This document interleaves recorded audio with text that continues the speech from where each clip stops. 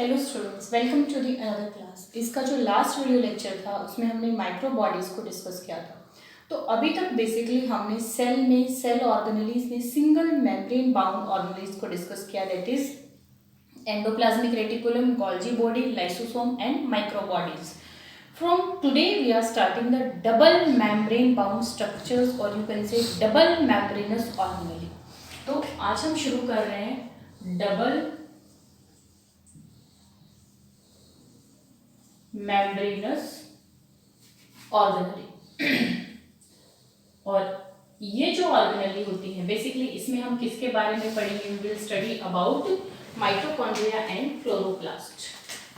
We will study about mitochondria and chloroplast.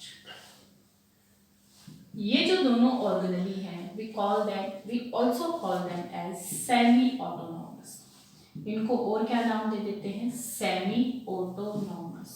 क्यों semi autonomous कह रहे हैं? देखिए, ये जो ऑर्गेनेली है दोनों माइटोकॉन्ड्रिया एंड क्लोरोप्लास्ट, अगर इनको हम सेल से बाहर निकाल दें तो भी ये अलाइव रह सकती हैं। That's why we call it as cell within cell. इसको और क्या नाम दे देते हैं हम? Cell within cell. क्यों बोल रहे हैं सेल विद इन सेल? क्योंकि अगर इनको सेल से बाहर निकाल दिया तो भी ये सरवाइव कर सकती हैं, ये लाइव रह सकती हैं। इसीलिए क्या कह रहे हैं इनको? Cell within cell organelle. क्यों लाइव रह सकती हैं ये सेल से बाहर? क्योंकि इनमें अपना डीएनए मिलता है। Because they both these organelle contain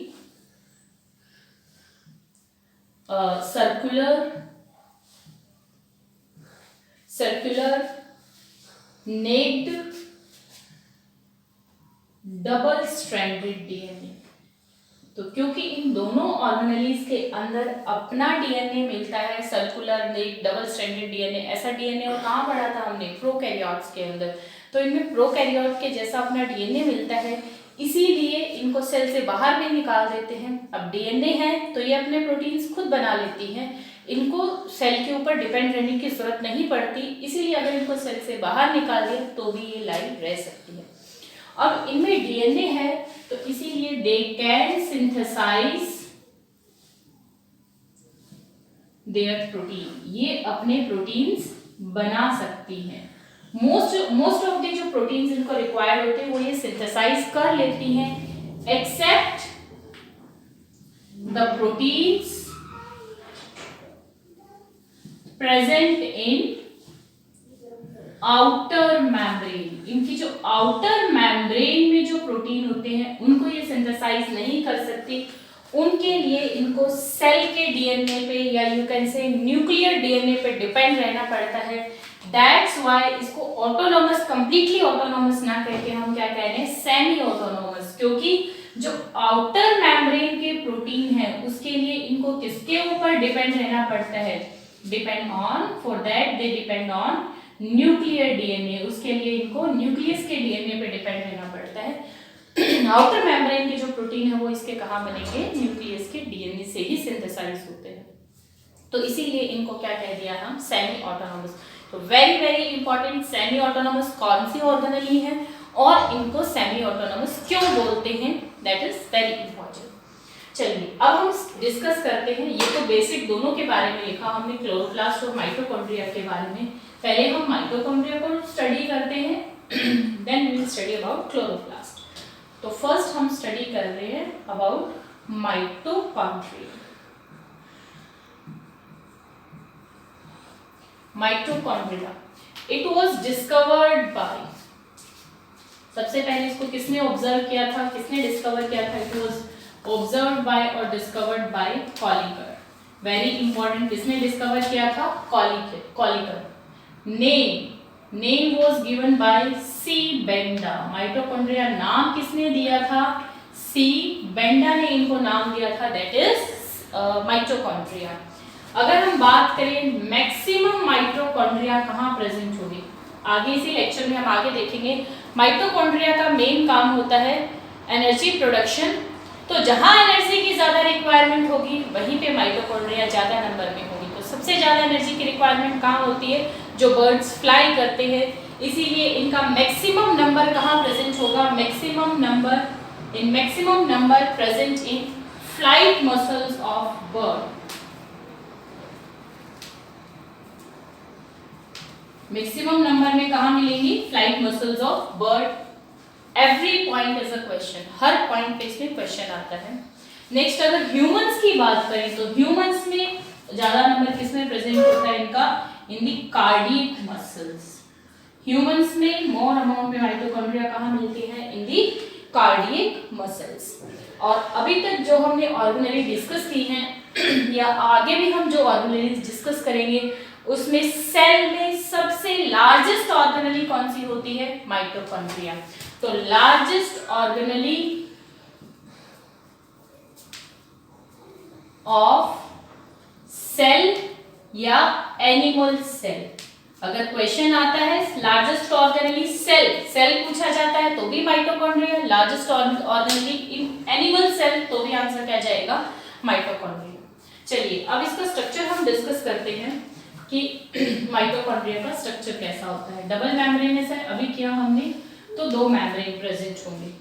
तो दिस इज आउटर मेम्ब्रेन, ये हमने बना the outer membrane, this is outer membrane.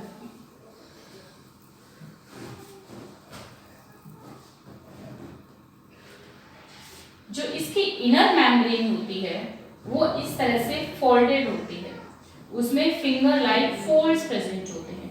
तो माइटोकॉन्ड्रिया की इनर मेम्ब्रेन के ऊपर जो फिंगर लाइक फोल्ड्स होते हैं we call them as cristae, इनको क्या बोलेंगे, क्रिस्टे। तो ये हो गई इसकी इनर मेम्ब्रेन। और इनर मेम्ब्रेन में फोल्ड प्रेजेंट है जिनको क्या बोलेंगे, क्रिस्टे। क्या बोलते हैं, क्रिस्टे। क्यों है ये क्रिस्टे, एक तो कोई चीज ऐसे सीधी प्रेजेंट हो, एक उसको हम फोल्ड कर देंगे तो इससे क्या हो जाएगा, उसका सरफेस एरिया बढ़ जाएगा। तो ये क्रिस्टे क्या कर रहे हैं, दे इंक्रीजेस सरफेस एरिया, इससे उसकी इनर मेम्ब्रेन का सरफेस एरिया बढ़ जाता है। और क्या होता है, जो इसकी इनर मेम्ब्रेन है इसके अंदर कुछ एरोबिक रेस्पिरेशन के एंजाइम्स प्रेजेंट होते हैं और आपको दो के नाम लर्न करने हैं। Inner membrane contains some enzymes of aerobic respiration, और कौन कौन से enzyme, that is succinic dehydrogenase, very very important, and cytochrome oxidase. Both these enzymes of the aerobic respiration are present in inner membrane of the mitochondria. Mitochondria की inner membrane पे ये present होते हैं। देखिए अभी करेंगे हम जो मोस्ट ऑफ द एंजाइम्स होते हैं रेस्पिरेशन के, जो क्रेब्स साइकिल है उसके इसके अंदर इसके मैट्रिक्स में होते हैं। सिर्फ सक्सिनेट डिहाइड्रोजिनेज कहाँ मिलेगा, इसकी इनर मेम्ब्रेन पे। तो डायरेक्ट क्वेश्चन आता है which of the following enzyme is present in the inner membrane of the mitochondria, तो आंसर सक्सिनेट डिहाइड्रोजिनेज और साइटोक्रोम ऑक्सीडेज। और क्या होता है देखिए, इसकी इनर मेम्ब्रेन पे इस तरह से tennis racket like particles present होते हैं। जैसे टेनिस का रैकेट होता है हमारा, उस तरह के पार्टिकल्स होते हैं इस तरह के, इनको हम बोलते हैं oxysomes, we call them as oxysomes, या इनको बोल दिया जाता है F0 F1 पार्टिकल। क्या नाम देंगे इनको, ऑक्सीसोम्स या F0 F1 पार्टिकल। क्या करते हैं ये ऑक्सीसोम्स या F0 F1 पार्टिकल, इन पार्टिकल के अंदर ATPase एंजाइम की एक्टिविटी होती है, they contain ATPase enzyme activity. और क्योंकि इनमें ATPase एंजाइम की एक्टिविटी होती है तो दे कैन सिंथेसाइज ATP, जो energy currency of the cell होता है ATP, उसको ये सिंथेसाइज कर देते हैं। तो इनर मेम्ब्रेन पे क्या क्या हो गया, एक तो क्रिस्टे प्रेजेंट है, कुछ एरोबिक रेस्पिरेशन के एंजाइम्स है, और क्या प्रेजेंट है, ऑक्सीसोम्स। इन दोनों के बीच में, दोनों मेम्ब्रेन के बीच में जो स्पेस होता है इसको हम कहते हैं peri mitochondrial space, call it as peri mitochondrial space. चलिए आगे देखते हैं। अब इसके अंदर क्या होता है, एक फ्लूइड भरा हुआ होता है माइटोकॉन्ड्रिया के अंदर, और इसको हम नाम देते हैं, we call it as matrix, इसको क्या नाम देंगे, मैट्रिक्स।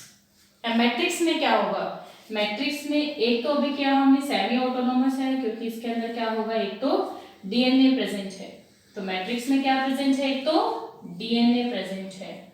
और डीएनए कैसा है, डीएनए कैसा है, single circular double stranded and नेल, और you can say just like prokaryote के जैसा डीएनए प्रेजेंट है। और क्योंकि ये डीएनए है तो इससे हम अपने प्रोटीन्स बना लेंगे। और इसके अंदर क्या प्रेजेंट है, और इसके अंदर राइबोसोम्स प्रेजेंट होते हैं। इसके मैट्रिक्स में और क्या प्रेजेंट होते हैं, दे कंटेन राइबोसोम। मैट्रिक्स में और क्या है, राइबोसोम। और यहाँ पे आप लर्न कर लीजिए, ये आगे बताऊंगी मैं आपको 70s 80s क्या होता है। इसमें जो राइबोसोम होते हैं वो कैसे होते हैं, 70s टाइप के। तो राइबोसोम प्रोटीन फैक्ट्री है जो इसमें प्रोटीन सिंथेसिस में हेल्प करेगी। तो मैट्रिक्स में क्या है, राइबोसोम्स हैं और डीएनए है। अलोंग विद दैट जो एरोबिक रेस्पिरेशन होता है उसकी एक इंपॉर्टेंट साइकिल होती है, दैट इज क्रेब्स साइकिल। और क्रेब्स साइकिल के एंजाइम्स भी कहाँ प्रेजेंट होते हैं, इन दी मैट्रिक्स। क्रेब्स साइकिल के एरोबिक रेस्पिरेशन के मैक्सिमम एंजाइम कहाँ है, मैट्रिक्स में, एक्सेप्ट सक्सिनिक डिहाइड्रोजिनेज, वो कहाँ होगा, इनर मेम्ब्रेन में होगा। तो it contain, along with that it contain enzymes for Krebs cycle। ये Krebs cycle क्या होता है, ये आगे हम स्टडी करेंगे प्लांट फिजियोलॉजी में।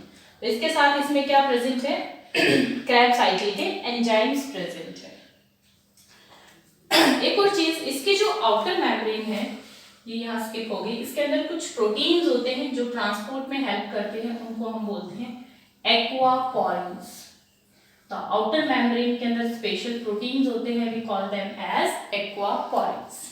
चलिए, this is all about the structure of the mitochondria. अब इसके फंक्शंस आप इसके आप ही लिखवा देंगे मेरे को।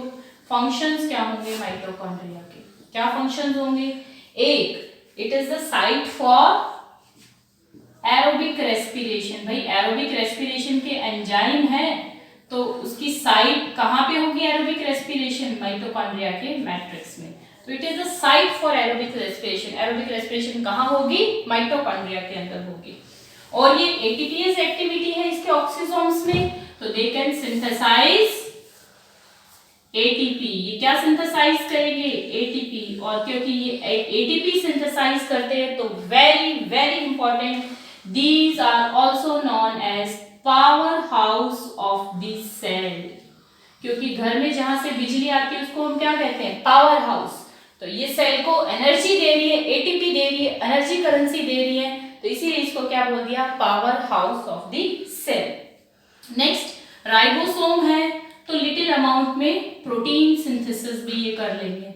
And the fourth very important function, it also helps in beta oxidation of fatty acids. Fatty acids के ये बीटा ऑक्सीडेशन में भी हेल्प करते हैं। तो मेन तो इसका फंक्शन एक ही है, ATP synthesis, power house of the cell, और उसके साथ ये कुछ अदर फंक्शंस भी हैं, एसेसरी फंक्शंस भी हैं। तो this is all about the organelle mitochondria.